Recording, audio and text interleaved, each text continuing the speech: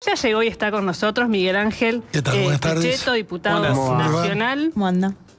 Bueno, ayer terminó de una manera complicada la sesión. Sí. ¿Hay que acostumbrarse a eso? No. Yo creo que estamos viviendo un momento de tensión y también hay que raspar un poco la superficie para ver qué está pasando entre estos dos grandes sectores que son el oficialismo y el kirchnerismo. Tal vez también la puesta en escena es de cara al proceso electoral, no hay nada más que ellos y uno es el contendiente del otro y, bueno, lógicamente que las formas en las que se expresan no es bueno para el Congreso.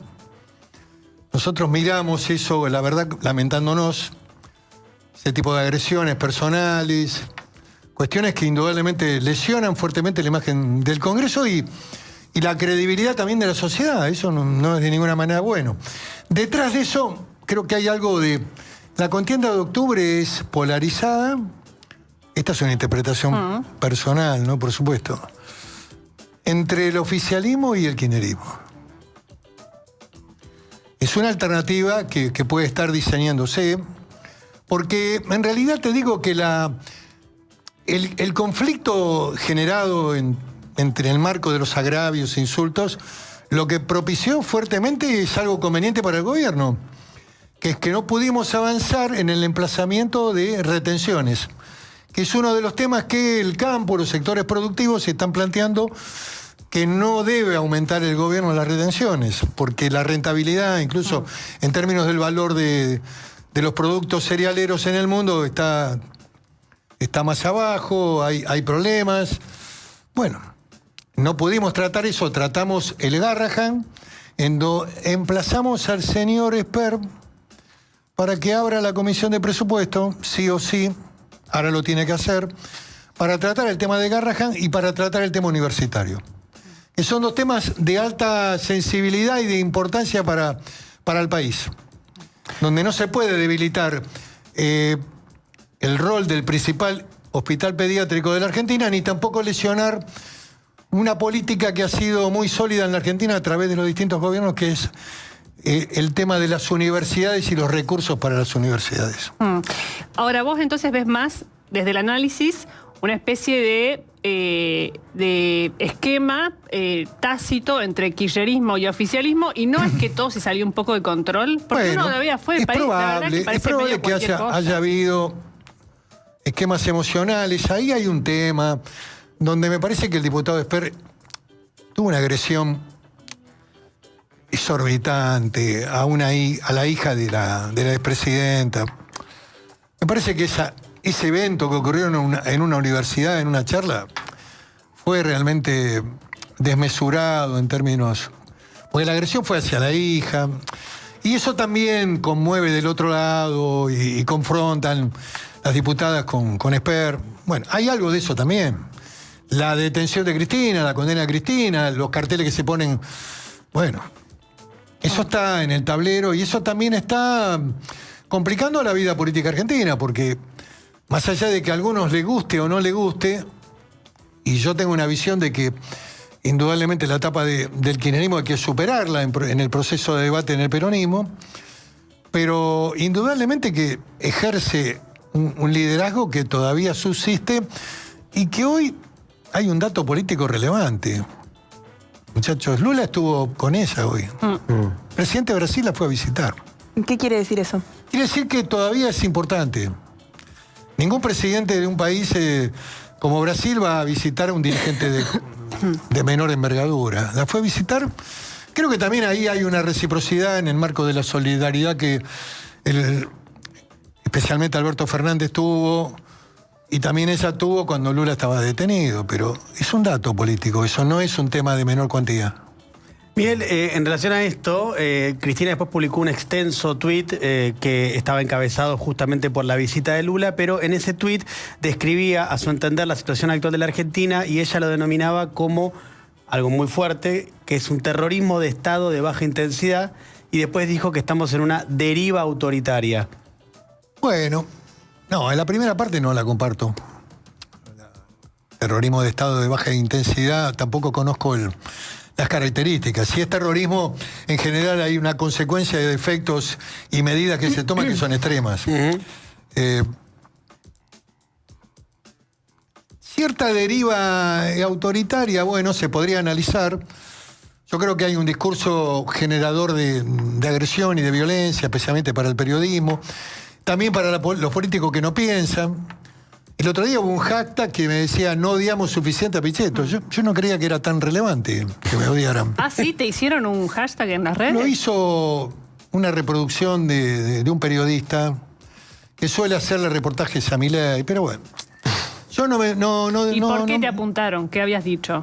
Sí, algunas de las cosas que hablo y por ahí no le gustaron, qué sé yo. Tampoco me preocupa mucho, ni tengo realmente ningún problema con eso, porque forma parte también de lo que uno tiene que tener para representar y hacer política en la Argentina. Pero yo veo eso como negativo. Yo creo que eso no le sirve al gobierno tampoco. Ese nivel de conflictividad con el periodismo, con el ejercicio del odio, la palabra odio, el componente de la violencia extrema en un discurso, me parece que eso no ayuda a la sociedad argentina. Yo estaría trabajando en el plano inverso, digamos, tratando de gestar un gran movimiento político de construcción con sectores, con una cierta transversalidad que me permita tener más potencia parlamentaria. Pero bueno, la característica de este gobierno es esa, y se va a traducir también en el plano electoral, donde van a ir a elecciones de manera individual. La Libertad Avanza va a competir con el nombre de Libertad Avanza. No va a ser coalición con el PRO, por más que los muchachos hagan esfuerzos para ir. ¿Y qué análisis haces de eso, Miguel? ¿Cuál es tu análisis de esa decisión estratégica? Es una decisión política de que lo nuevo es la Libertad Avanza y de que hay que construir un partido, y lo están construyendo desde el gobierno. No está mal, lo que creo es que... Digo, es válido. Sí, es válido, pero me parece que el centro democrático de la Argentina, especialmente el PRO, le dio el aval para el primer año y 4 meses de gobierno. Le votó todo, los acompañó. Y nosotros también hemos tenido un marco de prudencia y responsabilidad política. En los grandes temas ha tenido el apoyo del gobierno. En la ley bases no era lo que el gobierno quería, no era la mega ley de Sturzenegger, pero sacó una ley con bastantes temas importantes, entre ellos el RIGI, que todavía no ha tenido éxito. Hay inversiones de empresarios nacionales en el RIGI. Anunció una ayer, creo, el ministro de Economía. Nacional. Nacional. De afuera no ha venido nadie. Creo que es de los gobiernos el que menos o el que no ha tenido nada de inversión extranjera. Macri había tenido inversión extranjera. Con lo cual eso también es un dato, el análisis de la confianza. Ese es un tema que... Porque el modelo del RIGI era un modelo interesante y de alternativa de inversiones. Están invirtiendo nacionales, y los nacionales además están comprando empresas de extranjeros que se van.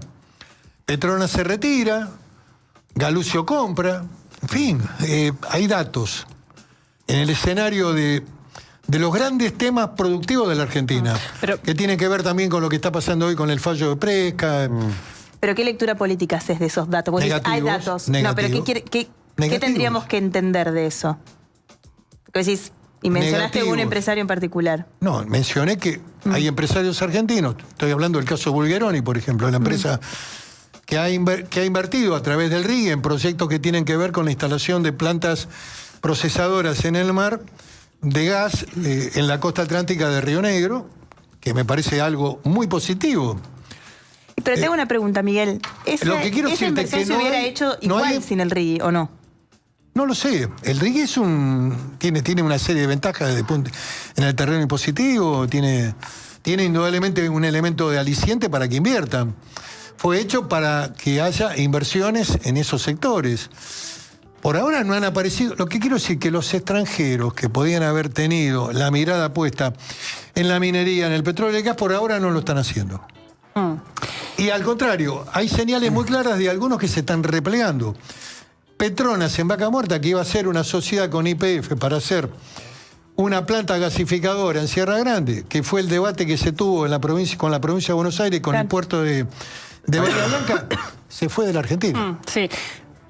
ahora vamos a meternos en el tema YPF. Ustedes presentaron un proyecto al respecto, pero tomando los datos que vos enumerás, y esto quizás es más parte de la interpretación, es que no hay confianza en el plan económico, es que se espera que Milei valide ganando la elección de medio término, o qué es el ruido que hace que no ocurra lo contrario, que es que vengan e inviertan. Bueno, creo que hay un poco de cada cosa que mencionaste.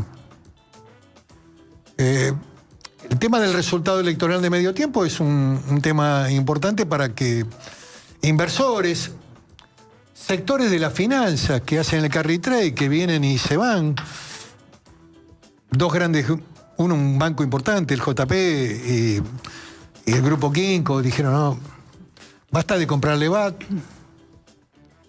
vienen, ponen bonos en pesos, cobran tasa de interés muy alta y después se repliegan y se van en dólares.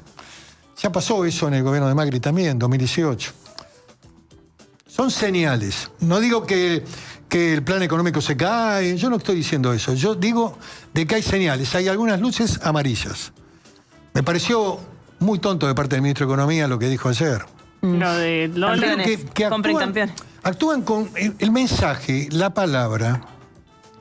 Es importante en la construcción del poder, de afianzar la previsibilidad, la seguridad. Entonces, un ministro de Economía, cuando habla a los empresarios, no es un patotero de barrio que dice, no, macho, si te gustan los dólares, compra dólares. ¿Qué es eso? ¿Qué mensaje es ese? ¿Y qué lectura haces, Miguel, de esa Es la falta de preparación y de formación, porque Luis Caputo es un hombre de la economía, con cierta praxis, no tiene formación política y no le cae bien la provocación. Lo que pasa es que, así como el perro se parece al amo, muchas veces en los gobiernos los ministros se quieren parecer al presidente. Error. Uno tiene que tratar de mantener la identidad, la personalidad. Eso se ve mucho igual en las discusiones en las cámaras, ¿no? Que antes uno podía asistir a conversaciones entre opuestos y era siempre motivo para que uno dudara o pensara más o dijera, qué interesante lo que está diciendo, no estoy de acuerdo, pero es muy difícil encontrar esos momentos de diálogo hoy. Sí, diría que en los últimos años también ha habido, digamos, cuando uno analiza el tema de la representación política, ha habido cierta deriva o cierta no quiero decir esta palabra, pero bueno, habría que buscar un sinónimo de cómo se seleccionaron los candidatos a diputados, tanto en la Cámpora como también en el PRO. Yo les digo, desde mi experiencia personal, no me quiero poner de ejemplo de nada, y también he tenido un aprendizaje. Cuando yo llego en el 93 a ser diputado nacional, yo venía de ser intendente y venía de ser 2 veces legislador provincial.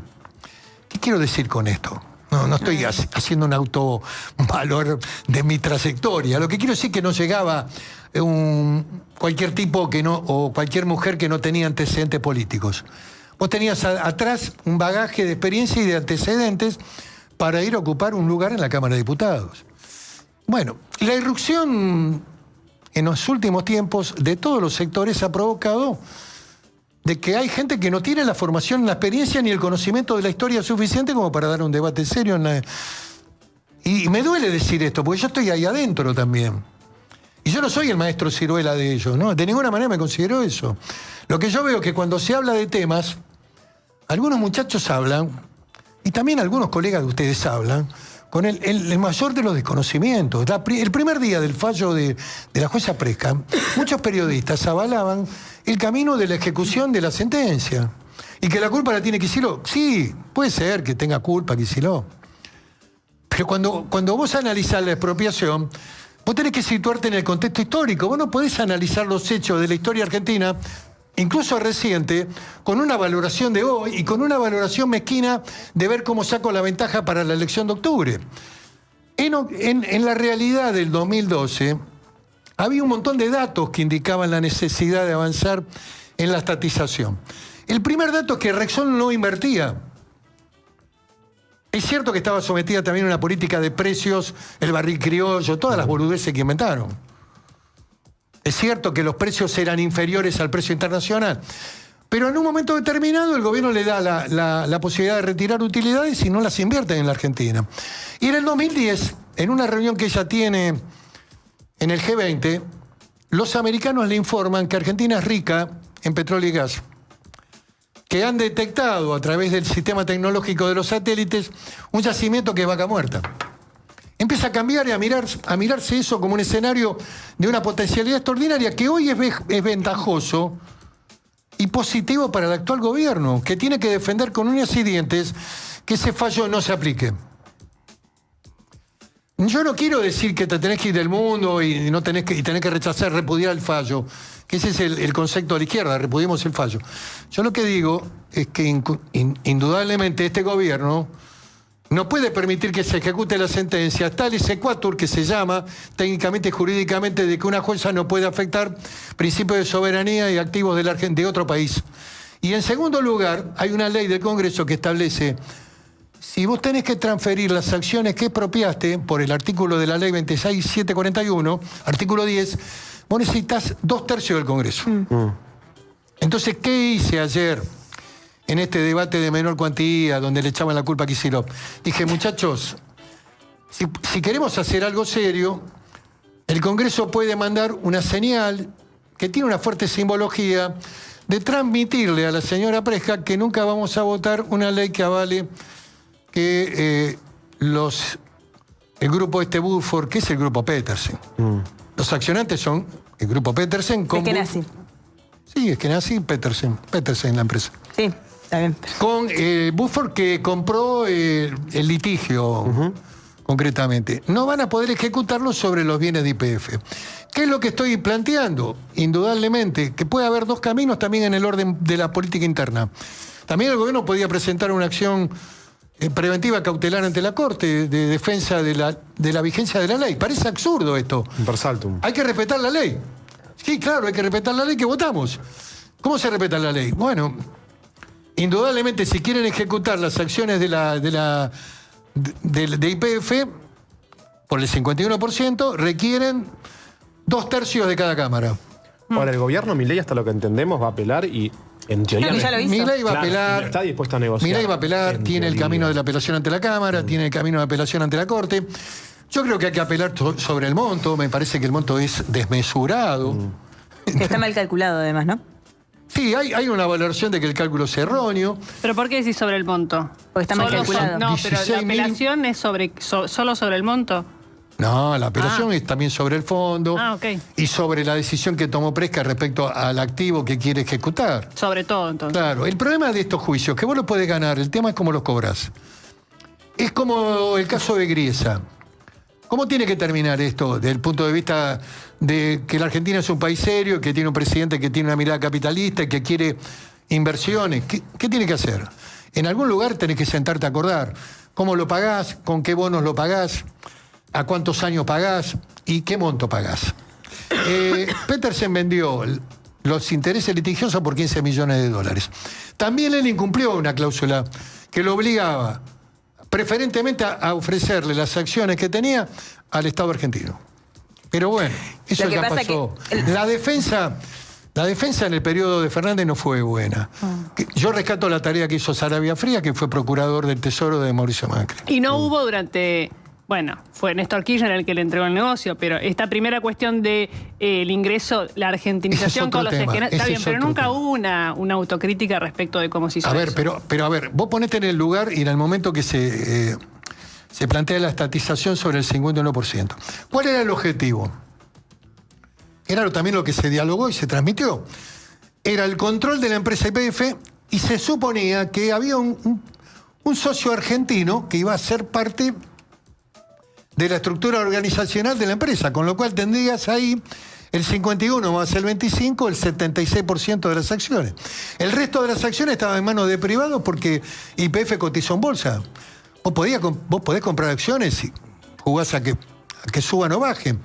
Lo que te quiero decir que la ruptura de Eskenazi y de por qué no se le dio a Eskenazi en lo que significa, digamos, el litigio hoy en Estados Unidos en el marco del estatuto, las mismas condiciones que a Rexol. Vos cuando haces acciones de clase, vos le tenés que decir, bueno, yo a Rexol le ofrecí 5.000 millones, que cerró, Rexol cerró. Rexol se quedaron conformes los españoles. no fue una expropiación violenta donde no se le pagó. No hicimos como Chávez, que expropiese y no le pagaban a nadie. Creo que al único que le pagaron fue a Techín, con la empresa siderúrgica que estaba instalada en Venezuela. Por gestión de Néstor Kirchner, claro. Exactamente. Pero lo que quiero decirte es que a Repsol se le pagó, y tal vez lo que habría que haber hecho es haber también avanzado por el 25% y haberle hecho una oferta que podría haber sido, en el marco proporcional del 25 al 51, 1.800, 2.000 millones, cuánto había pagado, porque es que Nazi no, el grupo Petersen pagaba con el retiro de utilidades. Que eso fue lo que pasó cuando se estatiza y dejan de repartir utilidades, quiebra. Bueno, muy bien. Entonces, para no tener que ofrecerle, hacer esto que usted dice que incumplió de ofrecerle al Estado argentino, decir yo con 17 millones de dólares estoy resuelto, le compré el 70% del litigio, no el 100%. Entonces ahí salva la cláusula. No lo sé, es probable, porque el demandante es Petersen, es probable que haya el grupo litigante, que se dedican a eso, litigan sobre cuestiones judiciales complejas, generalmente a estados. Pero, si vamos hacia adelante, ¿crees que va a terminar ejecutando, o sea, que vamos a tener que terminar pagando? Sí, sin duda, en algún momento y en algún lugar hay que acordar. Después de que se termine la última instancia en la justicia. Hay que agotar la vía judicial, que el presidente la ha puesto en marcha. Hay que informarle a la jueza Presca que estos activos no son ejecutables. Y Miguel, ¿Y el Congreso para qué significaría? ¿Para qué serviría este proyecto de resolución que hemos firmado con distintos legisladores y distintos bloques? Es una colaboración hacia el gobierno actual para transmitirle a la jueza que ordenó esta medida que no es cumplible, que es de ejecución imposible. Y además de aquellos que pueden llegar a tener algún tipo de desconocimiento, ¿crees que dentro de los que se apuraron a el mismo lunes salir a decir que Argentina tenía que negociar ya y tenía que cerrar ya? De hecho, casualmente, viste que mismo Burford empezó a dejar trascender que se quería sentar a negociar. Están dispuestos a negociar. Claro, pero ¿ves en esos que salieron tan rápido a decir hay que negociar ya algún otro tipo de interés más allá del desconocimiento de algunos? Sí, todos no conocen el proceso de la ley, ni siquiera conocían el contenido de la ley. Me pareció interesante que el senador Abad haya hecho lo mismo en el Senado. Yo creo que en algún punto, cuando vos tengas la resolución definitiva del proceso de la Cámara, no sé si se podrá llegar a la Corte, pero la Cámara Federal de Nueva York es la última instancia. Ya lo vivimos con Griesa esto. En algún punto vos tenés que sentarte a hacer una oferta. ¿Y crees que el presidente cometió algún tipo de error en salir a tuitear rápido y decir que el actual gobernador... Y bueno, vos no podés abonar yo creo que hay que ser muy cuidadoso. Yo escuché algunos discursos de ayer que son muy complejos, porque los abogados miran estos procesos políticos del Congreso.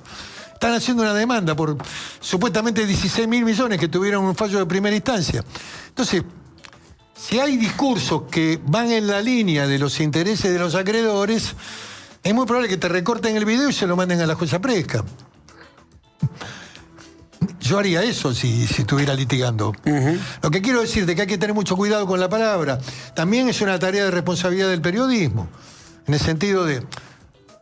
Es cierto que hay que analizar el tema de las responsabilidades, y lo que hay que analizar es por qué no se concretó un acuerdo con el grupo Petersen, que se debería haber intentado hacer y que podía posibilitar que la empresa pasara a tener capitales nacionales, porque así... o haber acordado algún monto en la proporción y en los porcentajes que había pagado con las utilidades, y que no era todo el valor del 25%. Te cambio completamente de tema porque te veo en X recomendar libros. Sí, bueno, acá hay una amiga que recomienda libros. Me encanta. ¿Qué estás leyendo ahora? ¿Por qué recomendás? ¿Qué onda? Yo recomiendo porque... Quiero cultivar a la gente. No, que la gente aprenda. Yo creo que en este mundo frágil de Twitter y de frases cortas. Leer es un acto revolucionario. Y ayudar a pensar también. En la última semana recomendé un libro que publicó la Fundación Mandela, que eran los 27 años que pasó en la cárcel en la isla de Robben, en donde Mandela escribe cartas, hace reflexiones, le escribe a Winnie, que era muy dura, muy brava Winnie. Winnie quería cobrarse la cuenta con el apartheid, con los blancos. Winnie Mandela, que después se separó Mandela de Winnie. Estuvo presa también Winnie. Estaba más cerca, muy radical, estaba más cerca de la Pantera Negra que de Mandela. Y Mandela lo que quería es un tema que hoy está gravitando en la Argentina. ¿Qué quería Mandela? La unidad de Sudáfrica, la reconciliación. Mandela dice, en esos tramos de recorte que hace la Fundación, cartas que manda, no voy a perder un solo minuto en agraviar a un adversario, a ofender a un enemigo. No, hay que reconciliar al país. Y tenía 27 años preso picando piedras. A ver, creo que ayudar a pensar los momentos que vivimos. Este esquema que ustedes tienen con algunos colegas que pierden toda seriedad y que no van a poder caminar por la calle. ¿Te parece? Sí, querida, sí. Porque todo cambia. Y ¿sabes qué pasa? Lo que cambia es... Lo que pierden es la credibilidad definitiva. Definitiva, no voy a hacer nombres. Pero tengo un paralelismo con la política, porque uno a veces tiende a pensar eso, pero acá después camina todo el mundo. Inclusive son candidatos y hasta la gente los vota. Yo creo que hoy tienen dificultades ya de ir a un restaurante. ¿Políticos o...? No, periodistas algunos tienen dificultades. Y políticos también. Hay que arriesgarse. Yo camino. Yo no tengo custodia, nada, yo camino. ¿Y cómo te va? ¿Cómo te va en la Yo calle? voy al restaurante, claro que voy. ¿Y cómo te va en la calle? Bastante razonablemente bien. No te digo que algunos no me puteen. Algunos me dicen traidor, hijo de puta, volvé al peronismo. Bueno, ¿Y vos deberías? Yo voy a la calle, estoy en la calle. pero además con el trato tema... de vivir. ¿Sabes cuál es el problema? Trato de vivir está bien. El problema cuál es. Que hay gente que está presa también. Claro. Que se da los gustos, que recibe beneficios económicos importantes, pero que está presa. El sábado y domingo no pueden ir a la plaza. Ahora los pibes. Miguel, vos decías recién lo de la traición. Vos tenés... No hagamos nombres. No te voy a preguntar por nadie. La traición es que vos mismo un héroe. la has reivindicado. Sí. Y de hecho, Miguel a mí una vez me recomendó un libro que me parece probablemente la mejor biografía política o novela política, que es Fauché, de Stefan Zweig, que es un personaje extraordinario, a otro nivel. Los dos. A otro nivel, donde vos te sentís identificado con el tema de la traición. Pero porque es un punto de fractura con el pasado, la traición. Y porque detrás de un héroe hay un traidor exitoso. Interesante esa frase. Y porque además Roma fue importante cuando se convirtió en imperio, pero para eso hubo que matarlo a César. Cuando Bruto, que era casi el hijo de César, le clava el cuchillo en el Senado porque defendía a la República, César le dice, tú también, Filimí, tú también, hijo mío, me estás matando. Y bueno, después vino el imperio, después vino Octavio y vino la época de oro de Roma. En fin, es interesante este tema, pero es un tema profundamente filosófico. La traición en política es un cambio de tiempo, de época. Incluso las lealtades que vos podés defender desde el punto de vista de tus ideas, muchas veces son traicionadas por tu líder, que ya no es no defiende las ideas que eran originarias del peronismo. Yo creo que hay una deriva del peronismo y el kirchnerismo compra un esquema más vinculado con la centroizquierda, con los movimientos sociales, con todo lo que significó el planteo ideológico de los derechos humanos. Y después también la gravitación de personas que no tenía nada que ver con el peronismo. Miguel... Si vos te analizás... Sí, algunas... Sí. No, cerrar la idea que te quiero mostrar algo y ya para ir cerrando. No, lo que digo es que a veces antes de una traición de tipo individual, otros te traicionaron antes. Yo en el 2007 era candidato de Frente para la Victoria, venía de ganar en el 2005 la elección, hizo una alianza política con la principal figura política de Cipolletti, que era Julio Arriaga, un médico de trayectoria, había sido intendente de Cipolletti. Cerré con el intendente Bariloche y de repente Néstor Kirchner y Cristina hicieron la concertación plural y arreglaron con los radicales. ¿Sabés cómo hice la campaña? Solo. ¿Viste como Bonavena que le dice que Te sacaban el banquito, te quedás solo, bueno, solo. Y todo fue, y ella fue a hacer una campaña con Miguel Sainz y se puso un gorrito que decía, soy presidente. Bueno, para hacer política tenés que tener una gran capacidad para aceptar la frustración y el fracaso también. Una cortita, Jessy. ¿Cristina Fernández es una presa política, como dice el kirchnerismo? No, yo digo que está presa. Creo que fue condenada por la causa más endeble. Creo que estuvo mal defendida, además, porque el abogado permitió que se incorporara una prueba que había sido materia de otra instrucción, que no se había tratado en la instrucción, que era el teléfono de López, José López, que había sido secuestrado en el momento que le ocurren los eventos de los bolsos. Esa prueba se incorpora al juicio oral y el abogado valida, no dice nada. Después la plantea ante la Corte y la Corte en el recurso de la queja, porque nunca abrieron el extraordinario, y yo creo que la casación debería haber abierto el extraordinario, y creo que la Corte tendría que haber también abierto el extraordinario. ¿Por qué? Porque había un fiscal que decía aumento de pena a 12 años por asociación ilícita. Y estaba la defensa que pedía la solución. Entonces la Corte debería haber abierto el extraordinario, haber profundizado sobre los eventos del proceso judicial integralmente, no con la queja. La queja termina en el 280. Yo nunca vi un caso de 280, rechazo de recurso de queja con 33 páginas explicando el fallo. En general la queja se rechaza con un sello y 7 renglones. Claro. Lo que digo, a ver, no estoy haciendo una defensa, no estoy trabajando de abogado, pero digo, ¿qué querían? ¿Que ella midiera el metro de asfalto, que hacía Báez? Porque hay otras causas que podían haber generado un elemento de valoración o probatorio que no fue juzgada todavía. Otesur Los Sauces. Exactamente. La Corte habla de Otesur Los Sauces con presunciones. La Corte no debería haber mencionado eso. Pero bueno, acá me traiciona mi profesión. Yo fui abogado, yo trabajé de abogado. ¿Me puede contratar Cristina Kirchner? Sí. No. Yo digo que, a ver, en la instancia interna solamente queda la posibilidad de un recurso de revisión. Yo tengo una visión crítica respecto a la inhabilitación. Si vos condenás por 6 años, ¿por qué inhabilitás de manera absoluta y perpetua? Pregunta. Se las dejo para que algún día lo discutan. No, bueno, con Bolsonaro, por ejemplo, fue distinto en Brasil. Es por el periodo de tiempo de la condena. Claro, sí. Vos te condenan por 6 años. Sí. Y te ponen una pena complementaria de inhabilitación absoluta para ejercer cargo público. Claro, Bolsonaro hasta el Perpetua. 2030. Sí, Bolsonaro hasta el 2030. Y no me acuerdo Marine Le Pen, ¿cómo es? Marine Le Pen, No me acuerdo de Le Pen. No Marine lo Le Pen recuerdo. tiene 12 años, creo. Sí. Lo último, te quiero mostrar, quiero saber si es tu biblioteca esta que A va a ver. aparecer ahora. Ahí Sí, está. esa es mi biblioteca. Es el altillo de mi casa en Vicente López. Y esa es mi biblioteca, una parte, porque es todo. Mirá, Tengo qué muchos más lindo. libros. Y esos no son los libros jurídicos. Los libros jurídicos los tengo en mi biblioteca del estudio. Ah, mira. ¿Y Pero cuántos libros los contaste? Ayer compré un libro muy interesante que les recomiendo de una nueva autora que habla de Napoleón en los jardines. Un libro extraordinario.